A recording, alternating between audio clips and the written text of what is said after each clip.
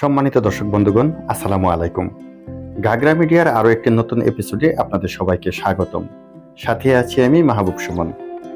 আজ আমরা চলে এসেছি বাংলাদেশের রাজধানী ঢাকার এক অত্যন্ত বিখ্যাত এবং ঐতিহাসিক স্থান দুয়েল চত্বরে।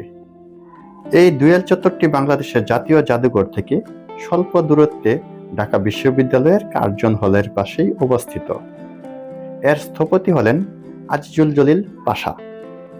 এটি শুধু একটি সাধারণ চত্বরই নয়, বরং আমাদের জাতীয় পাখি দুয়েলের নাম অনুসারে এর পরিচিতি। এই দুয়েল চত্বরের কেন্দ্রবিন্দুতে রয়েছে একটি বিশাল দুয়েলের ভাস্কর্য, যেটি প্রতিনিয়ত দর্শনার্থীদের দৃষ্টি আকর্ষণ করে। এই ভাস্কর্যটি দুয়েল পাখির জীবন্ত মূর্তির মতো সুন্দরভাবে নির্মিত। পাখিটি যেন এই শহরের প্রাণের স্পন্দনকে অনুভব করেছে।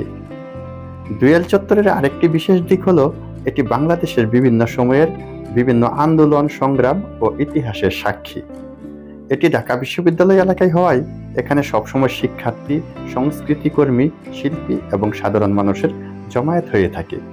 বিশেষ করে ভাষা আন্দোলন, স্বাধীনতা সংগ্রাম সহ নানা জাতীয় গুরুত্বপূর্ণ ইভেন্টের সময় দুয়েল চত্বর একটি প্রতীকী স্থান হিসেবে কাজ করেছে।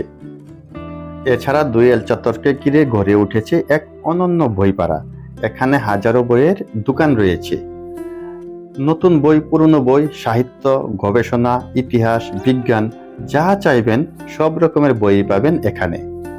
ছাত্রছাত্রী, গবেষক, সাহিত্যপ্রেমীদের জন্য দুয়েল চত্বর একটি আকর্ষণের কেন্দ্রবিন্দু। বিশেষ করে যারা কম দামে বই কিনতে চান তাদের জন্য এই জায়গাটি এক স্বপ্নের রাজ্য। দুয়েল চত্বরের আরেকটি বিষয় হলো এখানে হস্তশিল্পের দোকানও রয়েছে। মাটির তৈরি মূর্তি, নকশিকাঁথা, পাটের ব্যাগ, বাংলাদেশের লোকশিল্পের নানা দিকের প্রতিনিধিত্ব করে এই দোকানগুলো। চাইলে আপনি বাংলাদেশের ঐতিহ্যবাহী হস্তশিল্পের কিছু সেরা নমুনা এখান থেকে সংগ্রহ করতে পারবেন। সব মিলিয়ে দুয়েল চত্বর শুধু একটি রাস্তার মোড় নয়, এটি আমাদের ইতিহাস, সংস্কৃতি এবং শিক্ষার এক মিলন মেলা। যারা ঢাকায় আসেন তারা দুয়েল চত্বর না ঘুরে গেলে যেন ঢাকার ভ্রমণটাই অসম্পূর্ণ থেকে যায়। প্রিয় বন্ধুরা, আজকের মতো এই ছিল আমাদের দুয়েল চত্বর নিয়ে ছোট্ট ভ্রমণ।